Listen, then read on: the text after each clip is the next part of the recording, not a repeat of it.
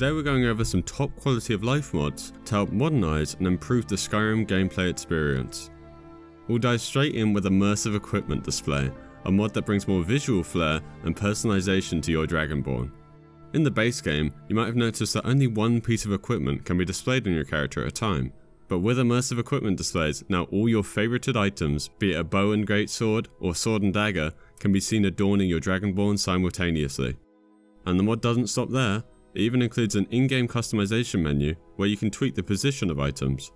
For example, I like to configure my quivers to be belt fastened, which you can do by pressing shift page down to open the menu, then navigating to view, equipment slots, actor, then scroll down to ammo, and then scroll down to the ammo section, and here under node, we'll select quiver chestco, which will now give us belt fastened quivers. The mod is also capable of displaying various miscellaneous items, from an Elder Scroll in your inventory to a gold pouch that even changes size depending on how much money you're carrying, a potion belt to display what potions you have, as well as quest items like Arvat's Skull, the Golden Claw or the Dragonstone, or even musical instruments for bardic characters. Instead of going through the hassle of configuring all the items myself, I use Missiles preset, which includes all those items. If you want to use Missiles preset to load it, all you have to do is open the Display Manager menu, then navigate to Presets, and here you'll see all your downloaded presets. Just click any one of them and click Merge. Then do that for all of Missile's presets. If there was ever a true must-have mod, Immersive Equipment Displays would be it. It's a complete wardrobe upgrade for your character, making your gear as dynamic as the world around you. This next mod on our list might seem basic, but it makes a world of a difference. We have Read or Take. As you know in vanilla, for some reason you're forced to open a book when you merely wanted to add it to your collection, but with this mod, you finally have the choice between reading it or taking it with you for later. By holding the shift key, you can switch between reading or taking the book. I find this comes especially handy when handling skill tomes, as you can now save them up for when your skills are harder to level up. It's a small adjustment, but one that certainly should have been a feature in the vanilla game. Following on with a humble but effective mod, we have Telekinesis and Traps. With this mod, your Telekinesis spell is no longer just a gimmick, it's your key to avoiding those traps scattered throughout your journey. In the vanilla game, inexplicably, traps and the Telekinesis spell do not interact with each other. However, this mod brings them together. For instance, when you stumble upon a soul gem trap, instead of risking your life, you can now disarm the trap by simply using Telekinesis to pull the gem towards you. It's a simple change, but one that adds a practical edge to an otherwise questionably useful spell. Next, we have Forget Spell, which I've already covered in a previous video, so I'll be brief. As you progress as a mage, the spell menu can get cluttered with unwanted or redundant spells. Forget Spells allows you to declutter your spellbook, allowing you to remove the spells you no longer need. So now you can get rid of that novice level flame spell when you're a master spellcaster, or if you're roleplaying as a pure warrior with no magic skills, this mod provides a clean way to wipe the slate of the default spells. Now let's venture into the realm of user interface enhancements. Our first mod here is Security Overhaul Lock Variations. This mod breathes life into the stale and overused lock model by introducing unique lock designs based on the door or container you're attempting to crack open. It covers the doors and chests in Drummer Ruins, Falmer Camps, the Snow Elven chests found in the Forgotten Vale, the chests found in Apocrypha, and those frost-encrusted chests and doors scattered across the snowy landscapes of Skyrim. But the improvements don't stop there. The mod boasts two add-ons, Regional Locks and Lock Add-ons, which both amplify the amount of new locks available.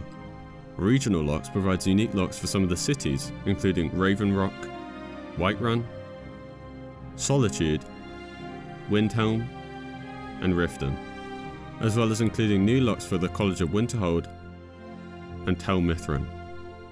Additionally, it adds specific designs for the cage doors, strong boxes, and safes. Lock Add-ons, on the other hand, brings in a range of new lock styles for the Ayleid Ruins, Nordic Ruins, the Eerie Soul Cairn, the Tension Cable Lock, which is often found on trap chests, as well as the Worn Out Waterlog Chest Lock. I installed these three mods back when they first released, and I can't see myself ever uninstalling them. Moving on to our next UI mod, we have Horse Stamina HUD. This mod provides a useful and clever little UI tweak. Instead of your character's stamina being displayed whilst on a horse, the meter now displays your mount stamina, letting you manage those long distance rides better. Our third UI mod is Oxygen Meter 2. This nifty add-on introduces a custom UI widget that displays the remaining oxygen left for your character. This comes in handy for trying to loot those underwater chests, or any other situation where breath control is vital. And we couldn't have a quality of life mod video without detection meter. It does away with Skyrim's original sneak meter, and welcomes a new UI feature seen in modern stealth games like Hitman. Once you go into sneak mode, detection meters are displayed on NPCs based on the following principles. When not in combat, NPCs that have a line of sight on you will display a white arrow bar which points towards their direction. How full the white bar is indicates the detection value. A completely filled out white bar means that the NPC has found you, at which point the meter starts to flash. In combat, it works the same way. When a hostile actor has detected you sneaking, a red bar will show and fill out depending on how much they've detected you. Once the enemy has fully detected you, the bar will again flash. Detection meter is a great mod as it offers a clear, streamlined representation of if the enemies have spotted you. And finally, for the last of the UI mods, we have better third-person selection. This mod brings a more intuitive approach to object interaction in third person. No longer do you have to aim directly at an object to interact with it. Instead, a general aim in the object's direction will suffice, as the mod selects the objects for you, which means you'll no longer have to switch between first and third person to pick up small items such as gold coins. It also introduces a new mechanism which lets you cycle between all objects in range using the shift key and the mouse wheel. If you enjoy playing in third person, you should definitely use this mod. Next, we have some little animation tweaks, starting with super fast get up. This mod makes the get up animation considerably quicker and more consistent with the pace of Mortal Kombat. It cuts the vanilla face down animation from 3 seconds to just over 1, and the face up animation from 5 seconds to 1.5. A nimble addition to your mod list, I'd say. Next, we're going to highlight a series of mods by the talented Samuel GA24. Our first stop is Tools Not Weapons. This mod switches the animation when wielding a pickaxe, woodcutter axe or fishing rod to be a more relaxed posture and swinging animation when you're not in combat. The pickaxe will be swung as if you're mining a rock, which actually works well as a way to mine the materials faster, and the axe will be swung as if cutting wood. Continuing on with Samuel's mods, we have Don't Sheath Bound Weapons. It's a subtle but immersive change to the animation of bound weapons. Instead of the strangely literal sheathing of these weapons, they now dissipate as if being properly dispelled. And our final pick of Samuel's mods is Blind Animations. This unique mod brings a little more depth to the blind characters of Skyrim, namely Dexy and Evicus after reading the Elder Scroll. Where previously Dexion would move as if unaffected by his newfound blindness, this mod introduces blind-like animations when he walks around, enhancing the consistency and immersion factor of the game. Next, we have Better Jumping.